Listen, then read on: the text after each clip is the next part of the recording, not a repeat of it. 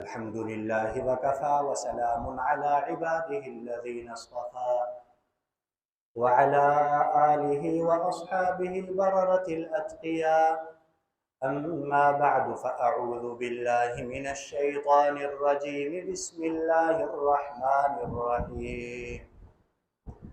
إن الله يحب التوابين ويحب المتطهرين. صدق الله العظيم وبلغنا رسوله النبي الكريم ونحن على ذلك لمن الشاهدين والشاكرين والحمد لله رب العالمين. يا رب صل وسلم دائما أبدا على حبيبك خير الخلق كلهم. اللهم صل على سيدنا مولانا محمد وعلى آل سيدنا مولانا محمد وبارك وسلم. میرے برادر مکرم و محترم حضرت مولانا آصف مجید صاحب دامت برکاتہم العالیہ نے بڑی اچھی تمہید باندھی ہے کہ یہ جو نماز کے لیے ہم وضو کرتے ہیں یا ویسے ہم پاکی حاصل کرتے ہیں، اس کی اہمیت کیا ہے، اور فضیلت کی آیت بھی انہوں نے خود ہی تلاوت کر دی۔ اللہ تبارک و تعالیٰ خود ارشاد فرماتے ہیں ان اللہ یحب التوابین، جو توبہ کرتے ہیں مجھے بڑے پسند ہے، اللہ محبت کرتا ہے توبہ کرنے والوں سے۔ ویحب المتطہرین، اور جو پاکی حاصل کرنے والے ہیں ان سے بھی محبت کرتا ہے، جو پاک صاف رہتے ہیں، ظاہری پاکی بھی باطنی پاکی بھی۔ جو ظاہری باطنی دونوں پاکیاں حاصل کرتے ہیں اللہ انہیں بڑے پسند کرتے ہیں۔ بزرگان محترم، میں میرے خیال میں تمہید پہ نہیں جاتا، ٹائم مختصر ہے، ایک حدیث مبارکہ ضرور سناؤں گا۔ حضرت علی رضی اللہ تعالی عنہ راوی ہیں، اور یہ وہ علی ہیں رضی اللہ تعالی عنہ جن کے بارے میں آپ صلی اللہ علیہ وسلم نے ارشاد فرمایا انا مدینۃ العلم وعلی بابھا، علم کا شہر میں ہوں، میں علم کا شہر ہوں، وعلی بابھا، اس شہر میں داخل ہونے کا جو دروازہ ہے وہ علی ہے، یعنی علم حاصل کرنا ہے علی کے ذریعے حاصل کرو رضی اللہ تعالی عنہ۔ وہ راوی ہیں، وہ فرماتے ہیں کہ دین کے ایک موضوع کے مسائل، ایک موضوع جیسے طہارت ایک موضوع ہے نا، ایک موضوع کے بارے میں دین کے مسائل حاصل کر لینا، سمجھ لینا 1000 نفل سے زیادہ افضل ہے۔ اور طبرانی شریف کی روایت ہے، ان سے عجیب سوال ہوا، کہنے لگے کہ جناب آپ یہ بتائیں کہ عمل کریں گے پھر 1000 رکعت نفل سے افضل ہے، یا کوئی عمل نہ بھی کرے پھر بھی 1000 رکعت نفل سے افضل ہے؟ تو حضرت علی رضی اللہ تعالیٰ عنہ نے ارشاد فرمایا 1000 رکعت سے افضل ہونا اس کا تعلق ہے صرف سیکھنے کے ساتھ، اگر عمل کرے گا تو اللہ تعالیٰ مزید ثواب عطا فرمائے گا۔ تو اس لیے یہ بڑا ضروری اور اہم کام ہے کہ ہمیں مسائل کا علم ہو، اور جیسے میرے بھائی نے بار بار ذکر کیا کہ مسائل کا سیکھنا میرے بھائیوں یہ فرض ہے، فرض یہ ضروری ہے۔ جن مسائل کا ہمیں سامنا کرنا پڑتا ہے ان کی تعلیم حاصل کرنا فرض ہوتا ہے۔ تو اس لیے اللہ تعالیٰ نے یہ موقع عطا کیا۔ بغیر تمہید کے میں 2-3 باتیں، ضابطے اور اصول آپ کے سامنے ذکر کروں گا، پھر سوال و جواب۔ میرے بھائیوں، آپ صلی اللہ علیہ وسلم نے ارشاد فرمایا، ایک حدیث مبارکہ ہے کہ جو تمہارا گھر ہے نا، گھر کو تو تم نے صاف کرنا ہی ہے، اس کی صفائی کا تو خیال رکھنا ہی ہے، یہ گھر کے جو باہر کا حصہ ہوتا ہے نا، گلی کا، اس کی صفائی کا بھی خاص خیال رکھا کرو، اس کی بھی صفائی کیا کرو۔ جو مذہب، جو اسلام، جو دین ہمارے گھر کے باہر کے حصے کی صفائی کی بھی ہمیں تعلیم دیتا ہے، وہ ہمارے جسم کی صفائی کی کیوں تعلیم نہیں دے گا؟ جو اس کی اہمیت ذکر کرتا ہے کہ گھر نہیں، گھر کے باہر کے حصے کی بھی صفائی۔ وہ ہمارے بدن کے حصے کی صفائی کی تعلیم ہمیں کیوں نہیں دے گا؟ تو اس لیے دین نے بڑے کھل کے، مثال کے طور پہ میں شروع کرتا ہوں واش روم سے. یہ جو واش روم ہے نا، اس کو پاک صاف رکھنا بھی ضروری ہے. میں آہستہ آہستہ اندر کی طرف آؤں گا باہر سے. واش روم ہے. شیخ الاسلام مفتی محمد تقی عثمانی دامت برکاتہم العالیہ فرماتے ہیں کہ میرا بچپن تھا جیسے کوئی 5-6 سال کا بچہ ہوتا ہے چھوٹا سا. فرماتے ہیں میں واش روم گیا، میں واش روم سے باہر آیا، میرے بعد میرے والد ماجد مفتی اعظم پاکستان حضرت مفتی محمد شفیع صاحب رحمت اللہ علیہ واش روم میں گئے. انہوں نے دیکھا کہ میں نے پانی صحیح نہیں بہایا.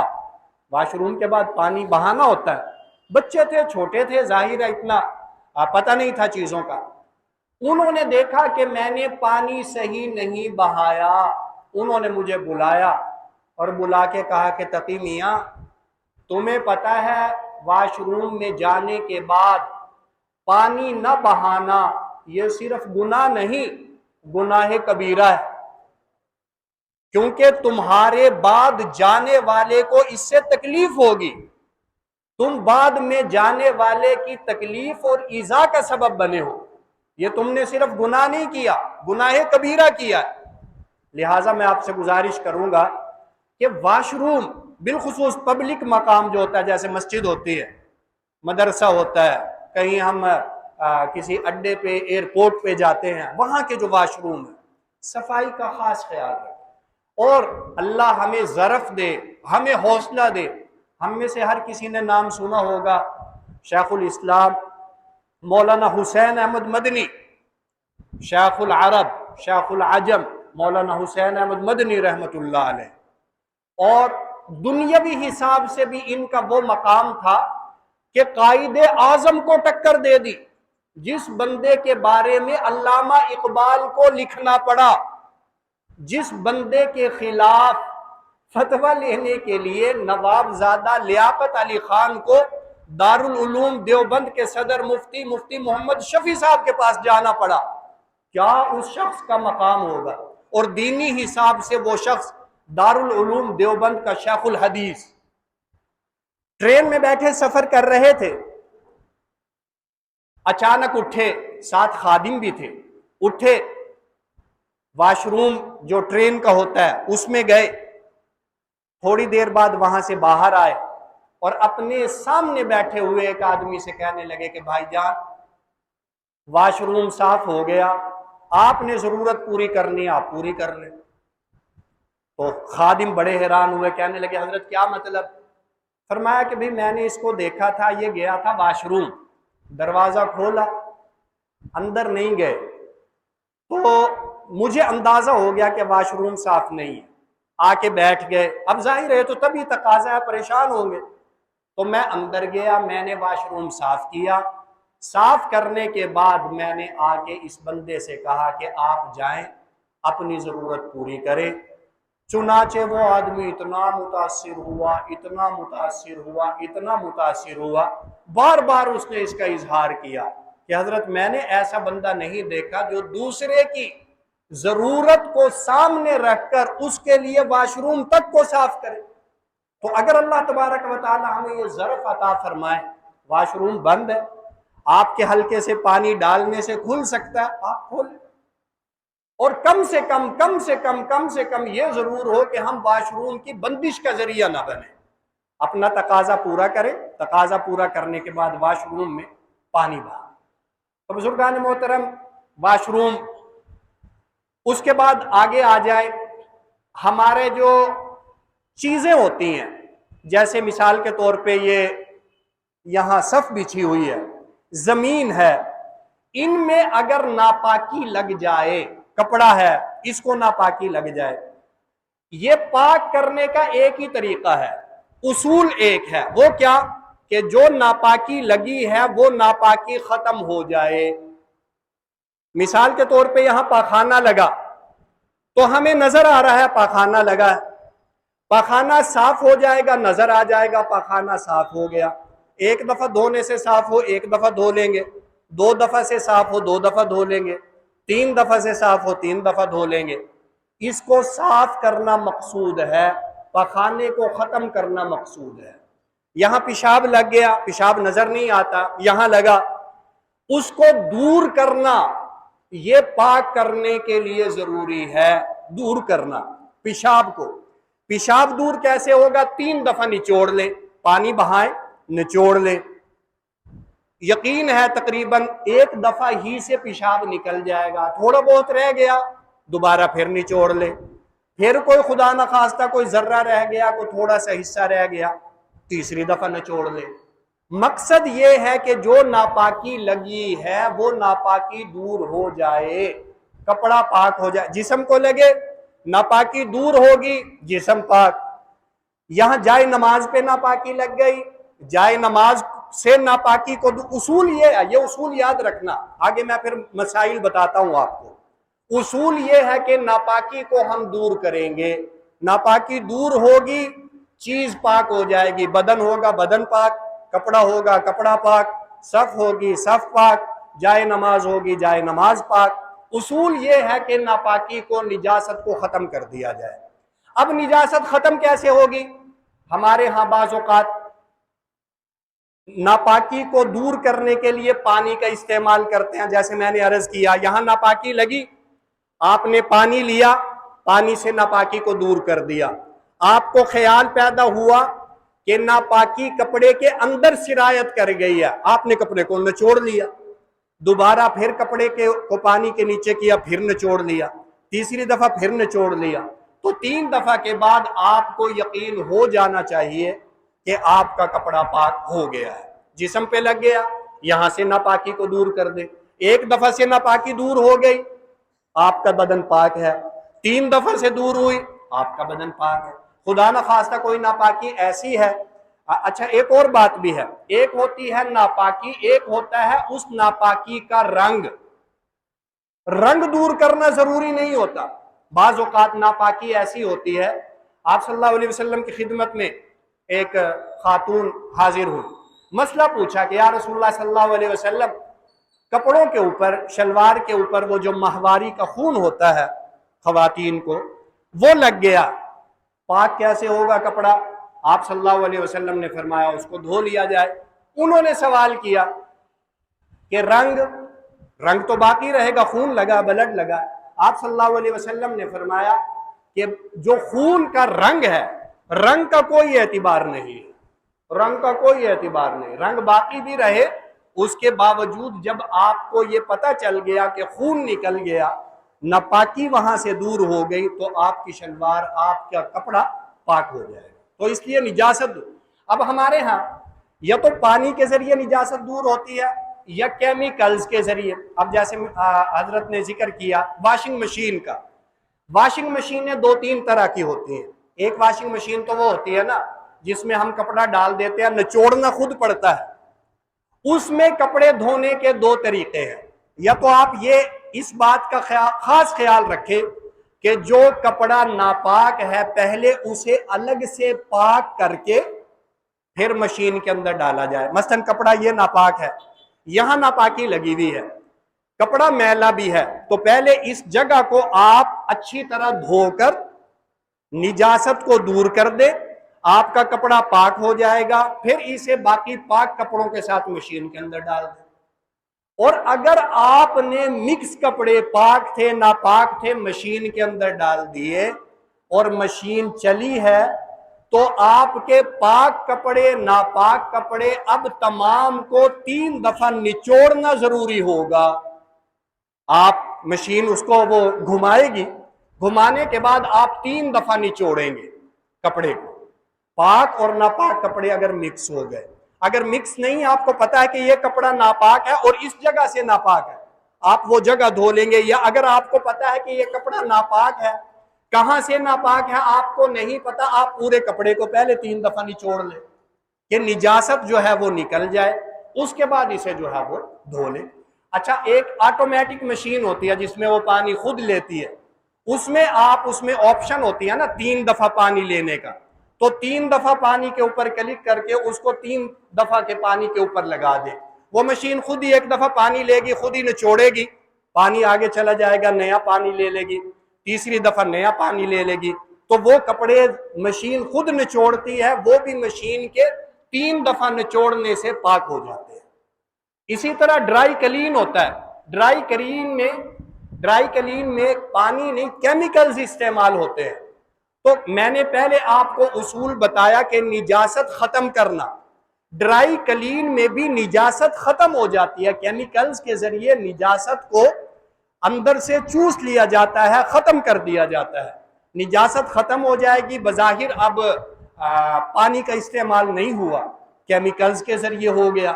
نجاست ختم ہو جائے، کسی بھی ذریعے سے ختم ہو، کپڑا پاک ہو جاتا ہے، نجاست کسی بھی طرح۔ زمین کا وہ میں تفصیل انشاءاللہ عرض کرتا ہوں، ٹھیک ہے جی۔ اندر سے نجاست کھینچ لی جائے، کپڑے کے اندر سرایت کر جاتی ہے نا نجاست، آپ نے اندر سے اس کو کھینچ لیا تو ٹھیک ہے، نجاست ختم ہو گئی، کپڑا پاک ہو گیا۔ آپ ڈرائی کلین کے ذریعے کھینچے، 3 دفعہ نچوڑ کر کھینچے، مشین کو آرڈر دے، مشین 3 دفعہ نچوڑ کے اس کو صاف کرے، 3 دفعہ بہرحال اس کو دھونا، ساتھ میں نچوڑنا، یہ ضروری ہے۔ اچھا، کچھ چیزیں ایسی ہوتی ہیں جو نچوڑی نہیں جا سکتی، جیسے مثال کے طور پہ کارپیٹ بچھا ہوا ہے، یہاں کارپیٹ کو آپ نے اچھی طرح بچھایا ہوا ہے، کارپیٹ اس کو نچوڑا نہیں جا سکتا، اس کو پاک کرنا، یا پہلے میں مثال دوں آپ کو، موٹا گدا ہے، مولٹی فوم کا گدا ہے، ڈائمنڈ فوم کا گدا ہے موٹا، اس کے اوپر جو ہے وہ بچے نے پیشاب کر دیا، گدا ناپاک ہو گیا۔ اب گدے کو نچوڑا نہیں جا سکتا، اس میں اب 2 طریقے ہیں پاک کرنے کے۔ سب سے بہترین طریقہ یہ ہے کہ آپ سارے گدے کو دھوئیں، یا اس جگہ، مثال کے طور پہ یہ گدا ہے نا پورا، یہاں ناپاکی لگی، بچے نے پیشاب کر دیا، آپ گدے کو یوں کھڑا کریں اور اس جگہ سے اچھی طرح پانی بہا دیں۔ اب پانی بہانے کے بعد اس کو نچوڑنا تھا، نچوڑا جا نہیں سکتا، تو آپ اس کو یوں کھڑا کر دیں، اس میں سے قطرے ٹپکنے بند ہو جائیں، پانی ٹپکنا بند ہو جائے، دوبارہ جب پانی ٹپکنا بند ہو جائے اس کو دوبارہ دھو دیں۔ وہ پانی ٹپکنا بند ہونے کا مطلب یہ ہے کہ آپ نے ایک دفعہ نچوڑ لیا ہے، آپ پھر دوبارہ اس کو دھو دیں، پھر پانی ٹپکنا بند ہو جائے، تیسری دفعہ دھو دیں، اور اس کے بعد اس کو سیدھا کر دیں، خشک ہو جائے گا، یہ پاک ہو۔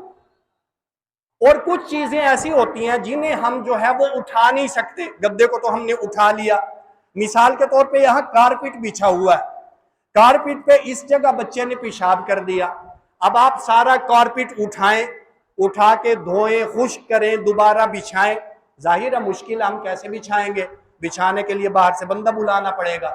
تو وہاں شریعت ہمیں یہ کہتی ہے کہ یہ مثال کے طور پہ کارپیٹ بچھا ہوا ہے نا، یہاں پہ بچے نے پیشاب کر دیا، آپ اس جگہ کے اوپر پانی ڈال دیں، پانی ڈالنے کے بعد اس پانی کو کسی طرح یہاں سے آپ سک کر لیں، خشک کر دیں، ٹاول کے ذریعے کر دیں، ویکیوم کے ذریعے آپ کر دیں، مشین کے ذریعے کر دیں، کسی خشک کپڑا یہاں لگا کر اس کے ذریعے کر دیں، جو بھی طریقہ، جو پانی اس کے اوپر آپ نے ڈالا تھا، آپ نے وہ پانی یہاں سے اٹھا لیا، تو پانی ایک دفعہ آپ نے یہاں سے یوں کر کے کپڑے کے ذریعے، ٹاول کے ذریعے، مشین کے ذریعے آپ نے یہاں سے اٹھایا، گویا آپ نے ایک دفعہ نچوڑ دیا، دوبارہ پھر پانی ڈال دے، پھر ٹاول کے ذریعے اسے اٹھا لے، پھر تیسری دفعہ پانی ڈالے، پھر ٹاول کے ذریعے اسے اٹھا لے، تو آپ کے یہ جو کارپیٹ ہے جو زمین کے ساتھ چپکا ہوا ہے، یہ پاک ہو جائے گا۔ تو اس کو پاک کرنے کا یہ طریقہ ہے۔ زمین جو ہوتی ہے، زمین، آپ صلی اللہ علیہ وسلم نے اس کے بارے میں عرض کیا، جیسے وہ بھائی نے بھی اشارہ کیا کہ جو یہ زمین ہوتی ہے، اس کی جو طہارت ہے، پاکی ہے، یبسوہا، جب یہ خشک ہو جائے، مٹی ہے نا، مٹی کے اوپر خدا نخواستہ کسی نے پیشاب کر دیا، سورج کی روشنی پڑی، اثر بالکل ختم ہو گیا، بو نہیں ہے، گیلی نہیں ہے، سب کچھ ختم، کوئی پتہ نہیں ہے پیشاب کہاں کیا تھا، تو آپ کی وہ جو زمین ہے وہ پاک کہلائے گی، اس کے اوپر اگر آپ نماز ادا کرنا چاہیں گے تو نماز ادا کر سکتے۔ نماز سے ایک اور مسئلہ ذہن میں آ گیا، مثال کے طور پہ آپ نے یہاں کارپٹ بچھایا ہوا ہے، بچے گھر میں ہیں، کبھی یہاں پیشاب کر دیتے ہیں، کبھی یہاں کر دیتے ہیں، کبھی یہاں کر دیتے ہیں، کبھی یہاں کر دیتے ہیں، آپ کو پتہ نہیں ہے کہ کارپٹ کس جگہ سے پاک ہے کس جگہ سے ناپاک ہے، آپ نے اس کے اوپر نماز پڑھنی ہے، خشک ہو گیا آپ نے اس کے اوپر نماز پڑھنی ہے، تو اس کا بہترین طریقہ یہ ہے کہ اگر آپ اس کے اوپر کوئی جائے نماز وغیرہ بچھا لیں گے اور جائے نماز بچھا کر آپ جائے نماز کے اوپر نماز ادا کریں گے، آپ کی نماز ہو جائے گی۔ یعنی یہ ضروری نہیں ہے کہ جائے نماز کے نیچے جو کارپٹ کا حصہ ہے وہ بھی پاک ہو، اگر ناپاک کارپٹ کے اوپر آپ نے پاک جائے نماز بچھا کر نماز ادا کر لی تو آپ کی نماز ہو جائے گی۔ اچھا یہ ہے جی کیا نام ہے اس کا مختصر سا پاک کرنے کا طریقہ۔ اور ایک آگے جو ہے اس کے بعد بدن کا میں نے عرض کیا بدن میں دو طرح کی ہوتی ہیں، ایک تو ہے کہ آپ کے بدن پہ ناپاکی لگ گئی، استنجا جیسے ہم کرتے ہیں۔ اچھا اس میں ایک اور بات کا بھی خاص خیال رکھے، استنجے سے مجھے یاد آیا، وہ مولانا جواد صاحب نے بھی مجھے حکم بھی دیا تھا کہ بعض اوقات استنجا کرتے ہوئے ہم وہم کا شکار ہو جاتے ہیں، وہم کا میرے بھائیوں شکار نہ ہو۔ بعض اوقات ہم استنجا کرتے ہیں تو کافی دیر لگا دیتے ہیں، اللہ معاف کرے شیطان پھر ہمیں کئی منٹ استنجے کے اوپر لگا کے رکھتا ہے، کئی منٹ وضو کے اوپر لگا کے رکھتا ہے، تو یہ نہ کرے۔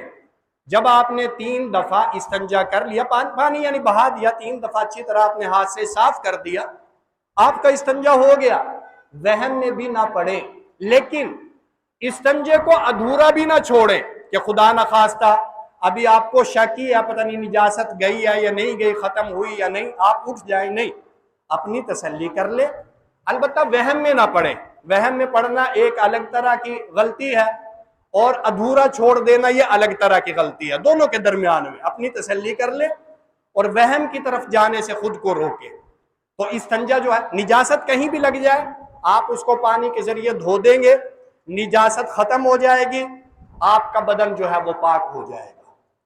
باقی یہ ہے ظاہری طہارت، ایک ہے وضو اور غسل کی طہارت، میں وہ بھی ذکر کر دوں آپ کے سامنے، بلکہ پہلے میں یہ بھی ذکر کر دوں بال، غیر ضروری بالوں کو کاٹنا یہ بھی طہارت کا حصہ ہے، بغل کے بال، اسی طرح زیر ناف بال۔ زیر ناف بال کی میں حد ذکر کر دوں، یہ جو ناف ہوتی ہے نا ناف، اگر آپ یہاں سے کاٹنا چاہیں کاٹ سکتے ہیں، اس سے ذرا نیچے سے کاٹنا چاہیں 4 انگل کے قریب نیچے سے تو بھی آپ کاٹ سکتے ہیں، وہاں سے آپ آغاز کر دیں 2 انگل 3 انگل نیچے سے، ناف سے کر دیں اور بھی بہتر ہے۔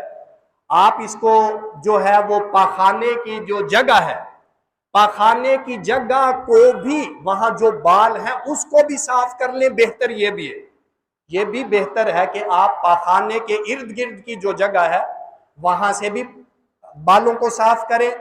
انسان کا جو اللہ نے نفس بنایا ہے اس کے ساتھ جو خصیے ہیں ان کو بھی صاف کر لیں، آپ وہاں سے بھی بال صاف کر لیں۔ ناف سے لے کر پاخانے کے راستے تک کا تمام جو حصہ ہے اس تمام سے آپ بالوں کو صاف کر لیں، اور یہ کسی طرح بھی صاف کیے جا سکتے ہیں، بلیڈ کے ذریعے، آپ کوئی چیز استعمال کرنا چاہتے ہیں اس کے شرعاً جائز ہے، باقی طبی اعتبار سے نقصان دہ ہے نہیں ہے، یہ ڈاکٹروں کی لائن ہے۔ ہم صرف اتنی سی بات بتائیں گے کہ بال صاف کرنا ضروری ہے، طریقہ جو بھی ہو اس کا، البتہ اگر آپ استعمال کریں گے بلیڈ کا تو وہ سنت کے زیادہ قریب ہے۔ تو آپ بہرحال یہاں سے اس کی حد شروع ہوتی ہے ناف کے ذرا نیچے سے، پاخانے کے مقام تک، اور پاخانے کا مقام کو بھی آپ شامل سمجھے اور خصیے بھی جو ہیں ان کو بھی شامل سمجھے۔ یہ غیر ضروری بال آپ جو ہے وہ ان کو صاف کریں، ہفتے میں 1 دفعہ کر لینے بہتر ہے، 15 دن میں تو ضرور کر لینے چاہیے، باقی اگر کوئی 40 دن تک نہیں کرے گا تو پھر مکروہ ہو جائے گا اور بات جو ہے وہ غلط طرف چلی جائے گی، لیکن ہفتے کے بعد ان بالوں کو ہفتے کے اندر صاف کرنا مستحب ہے۔ اسی طرح بغل کے جو زائد بال ہیں ان کو بھی جو ہے وہ صاف کر لینا چاہیے، کوئی بھی طریقہ اختیار کیا جا سکتا ہے اس میں۔ اب رہ گیا باقی وضو اور غسل. میرے بھائیوں یہ یاد رکھیں کہ جو کام بھی آپ کریں گے اس میں کچھ چیزیں فرض ہوں گی. کچھ چیزیں فرض کا مطلب یہ ہوتا ہے کہ اگر فرض میں سے کوئی فرض رہ گیا تو وہ کام ہی نہیں ہوگا. غسل کے 3 فرض ہیں, میں موٹے موٹے عرض کر دوں. غسل کے 3 فرض ہیں. پہلا فرض ہے کلی کرنا. اگر آپ کا روزہ نہیں ہے تو غرغرہ کر لیں, آ کر کے اچھی طرح پانی پورے منہ میں چلا جائے. اگر آپ کا روزہ نہیں ہے, اگر آپ کا روزہ ہے پھر غرغرہ نہ کریں. اگر آپ کا روزہ نہ ہو تو غرغرہ نہ کریں. روزہ ہو تو غرغرہ نہ کریں, روزہ نہیں ہے تو غرغرہ کر لیں آ کر کے اچھی طرح. اور اسی طرح ناک میں پانی ڈالنا دوسرا فرض ہے. ناک میں پانی یہ اس جگہ تک, یہ نرم جو ہے نا, یہ یہاں تک بس. بعض لوگ پانی اتنی زور سے ڈالتے ہیں کہ دماغ تک پانی چلا جاتا ہے, وہ بھی ٹھیک نہیں ہے. یہاں تک پانی پہنچ گیا کافی ہے. یہ نرم جو حصہ ہے ناک کا, یہاں تک پہنچ جائے کافی ہے. اور یہ آرام سے پہنچا کے آپ انگلی کے ذریعے کنفرم کر لیں, مزید یوں کر لیں, تسلی ہو جانی چاہیے. اتنی زور سے وہ ناک میں پانی ڈالنا کہ دماغ تک چلا جائے وہ مناسب نہیں. 2 ہو گئے. تیسرا ہے پورے جسم کے اوپر پانی بہانا. پورے جسم کے اوپر پانی بہانا.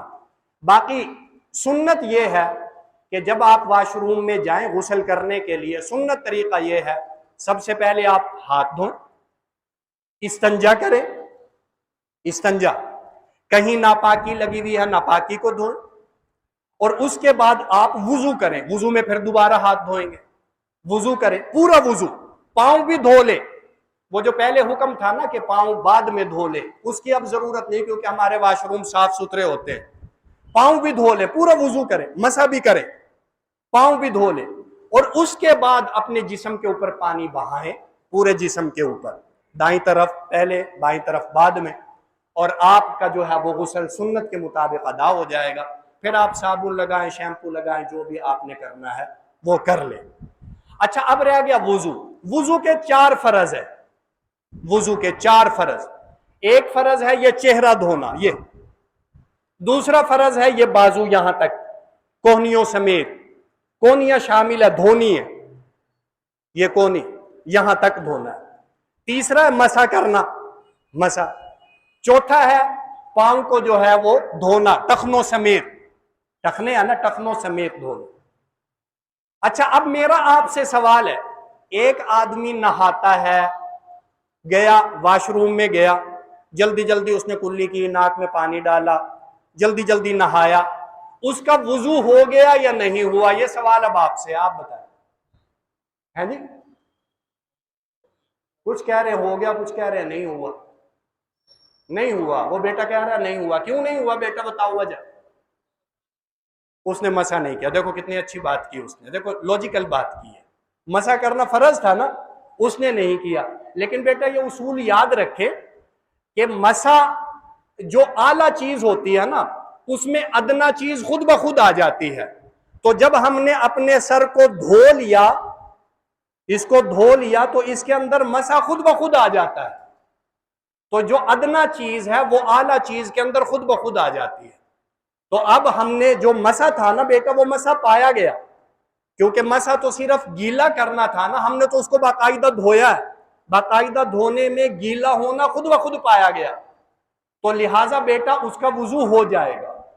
کیونکہ دیکھیں ایک فرض تھا چہرہ, نہا کے چہرہ دھل گیا نا, ایک فرض تھا یہ دھل گیا نا, ایک فرض تھا پاؤں دھونا دھل گیا نا, ایک فرض تھا سر کو گیلا کرنا, وہ گیلا کیا, وہ تو بالکل ہی دھل گیا. دھلنے سے گیلا تو بطریق اولا ہو گیا.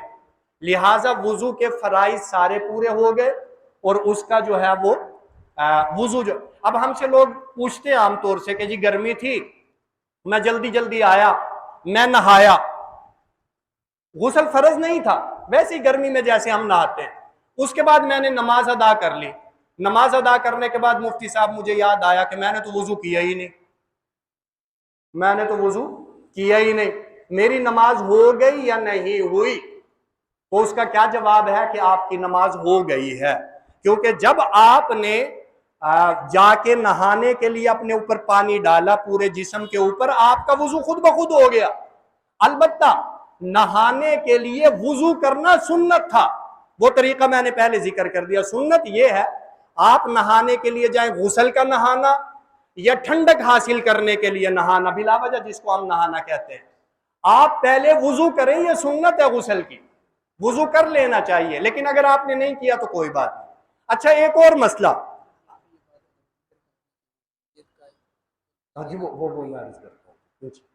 اچھا ایک اور مسئلہ، ایک آدمی کے اوپر غسل فرض تھا، وہ آدمی گیا کلی کرنا اور ناک میں پانی ڈالنا بھول گیا، اور آ کر اس نے نماز ادا کر لی۔ کلی کرنا، ناک میں پانی ڈالنا بھول گیا، آ کر کیا کیا، اس نے نماز ادا کر لی۔ اس کی نماز ہو گئی یا نہیں ہوئی؟ ہے نا؟ نہیں ہوئی۔ کیوں نہیں ہوئی؟ فرض چھوڑ دیا، بالکل بہترین ماشاءاللہ، اس کا مطلب سمجھ آ رہی ہے، بہترین ماشاءاللہ، کیونکہ اس کا فرض چھوٹ گیا۔ اچھا اب وہ کیا کرے؟ کیا دوبارہ پورا غسل کرے یا صرف کلی کر لے اور ناک میں پانی ڈال لے؟ یہ بڑا اہم مسئلہ ہے۔ ہم یہ سمجھتے ہیں سبھی کہ دوبارہ پورا نہانا ضروری ہے، پورا نہانا ضروری نہیں ہے۔ اگر کوئی آدمی اب جا کر صرف کلی کر لے اور ناک میں پانی ڈال لے، اس کے تینوں کے تین فرض ادا ہو گئے، اگرچہ الگ الگ ٹائم میں ہوئے، ایک ہی ٹائم میں تینوں فرض ادا کرنا فرض نہیں ہے۔ بہتر یہی ہے کہ وہ دوبارہ نہا لے، سارے کام کر لے، لیکن اگر سردی کا موسم ہے، بیچارہ دوبارہ نہائے، پانی گرم کرے، وہ کہتا ہے میں صرف کلی کر لوں، ناک میں پانی، بالکل ٹھیک، اس کا بالکل غسل مکمل ہو جائے گا۔ بلکہ مجھے یاد آیا غالباً حضرت عبداللہ بن عمر رضی اللہ تعالیٰ عنہ، ایک دفعہ انہوں نے وضو کیا، وضو کر کے نماز ادا کی، تو اس زمانے میں پانی چونکہ کم ہوتا تھا، پانی کم ہوتا تھا نا، اور مٹی، اور یہ لوگ محنتی بھی تھے، محنت کرتے تھے، پاؤں مبارک کے اوپر کہیں مٹی لگی ہوئی تھی، آ کے جلدی جلدی وضو کیا، وضو کر کے نماز ادا کی، نماز ادا کر کے بازار چلے گئے۔ بازار میں پہنچے تو کسی نے کہا کہ حضرت آپ کے تو یہ ٹخنے صحیح طرح دھلے ہی نہیں ہیں۔ انہوں نے یوں کر کے دیکھا، وہ مٹی لگی ہوئی تھی نا، تو سمجھ گئے کہ اوہو میرے تو ٹخنے دھلے ہی نہیں۔ انہوں نے کیا کیا، آ کے اپنے صرف ٹخنے دھوئے اور نماز دوبارہ ادا کر۔ یعنی وضو میں بھی یہی حکم ہے کہ اگر کوئی آپ نے کچھ اعضاء دھو لیے اور کچھ اعضاء آپ بعد میں دھوئیں گے، تو امام ابو حنیفہ رحمت اللہ علیہ کے نزدیک آپ کا وضو مکمل ہو جائے گا۔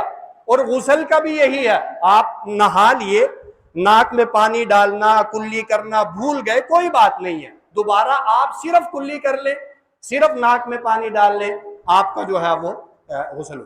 اچھا جی، اچھا پورے جسم کے اوپر پانی بہانا ضروری ہے۔ مثال کے طور پہ ہم بعض اوقات نام لکھوا لیتے ہیں اپنا، یہ بچے جو ہوتے ہیں نا، اپنا نام لکھوا لیتے ہیں کیمیکلز کے ساتھ، اور وہ کیمیکلز ایسے ہوتے ہیں کہ نیچے پانی نہیں جاتا۔ یہاں نام لکھوا لیتے ہیں نا اور کیمیکلز کے ساتھ لکھواتے ہیں، اور کیمیکلز ایسے ہوتے ہیں کہ نیچے پانی نہیں جاتا۔ اب آپ سوال کریں گے کہ مفتی صاحب پتہ کیسے چلے گا نیچے پانی گیا یا نہیں گیا؟ اس کا طریقہ یہ ہے کہ آپ، اب پسینہ آ رہا ہے نا جیسے مجھے آ رہا ہے، آپ یوں کر کے دیکھیں کہ اس کیمیکلز کی جگہ پہ آپ کو پسینہ آتا ہے یا نہیں آتا۔ اگر وہاں پسینہ نیچے سے اوپر آتا ہے تو اوپر سے پانی بھی نیچے جاتا ہے، اور اگر آپ کو نیچے سے پسینہ اوپر نہیں آتا تو پھر اوپر کا پانی بھی نیچے نہیں جاتا۔ اگر کیمیکلز آپ نے لگائے ہیں تو آپ نے بڑی غلطی کی ہے، کیمیکلز کو ختم کرنا ضروری ہے، ورنہ آپ کا غسل، آپ کا وضو نہیں ہوگا، یہ ادھورا رہ جائے گا۔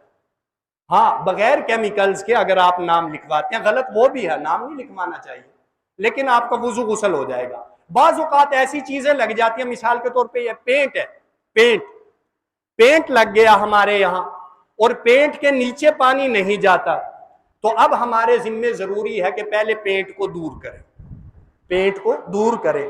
البتہ اگر پینٹ کو اپنی پوری کوشش کے باوجود بھی تھوڑا تھوڑا کہیں لگا رہ گیا، جیسے ناخن کے ان حصوں پہ کہیں نہ کہیں اگر میں پینٹ کروں تو پورا ہاتھ جتنا بھی میں دھو لوں کہیں نہ کہیں تھوڑا بہت اس کا اتنا سا حصہ لگا رہ جاتا ہے، تو وہ معاف ہے، اس میں ہمارا وضو غسل ہو جائے گا، لیکن اپنی پوری کوشش کر کے پینٹ دور کرنا یہ ضروری ہے۔ اسی طرح عورتیں بعض اوقات ناخن پالش لگا لیتی ہیں، وہ جو ناخن پالش ہوتی ہے نا، اس کے نیچے بھی پانی نہیں جاتا، تو اگر انہوں نے وضو غسل کرنا ہے تو اپنی پالش کو اتاریں گی، اپنی پالش کو اتاریں گی، وضو غسل کریں گی، اس کے بعد دوبارہ پالش لگانی ہے لگا لیں۔ اسی طرح بعض اوقات آٹا خشک ہو جاتا ہے، خشک آٹا اگر خشک ہو گیا تو اس آٹے کو عام طور سے ویسے جب اس کے اوپر پانی ڈالا جائے نا گیلا ہو جاتا ہے، گیلا، اگر وہ گیلا ہو گیا نیچے پانی چلا گیا تو ٹھیک ہے، لیکن اگر گیلا نہیں ہوا اور نیچے پانی نہیں گیا تو وضو غسل ادھورا ہے۔ اس لیے اچھی طرح اگر کوئی آٹا گوندا ہے خشک ہوا ہے، آٹے میں ویسے یہ عام طور سے نہیں ہوتا، ناخن پالش میں خاص طور سے احتیاط کرنی پڑے۔ اور ایک چیز آخری یہ رہ گئی ہے میرے بھائیوں، تیمم، وہ نیت کا بھی میرے بھائی نے کہا، میں وہ بھی تفصیل سے عرض کرتا ہوں۔ تیمم، بعض اوقات ہم بیمار ہوتے ہیں، اللہ معاف کرے، اللہ سبھی کو صحت عطا کرے، پانی استعمال نہیں کر سکتے، تو اس وقت تیمم کرنے کی اجازت ہے، یا پانی ہے ہی نہیں، کسی ایسی جگہ ہے پانی کا حصول مشکل ہے، تو ہم تیمم کر سکتے ہیں۔ تیمم کا کیا طریقہ ہے؟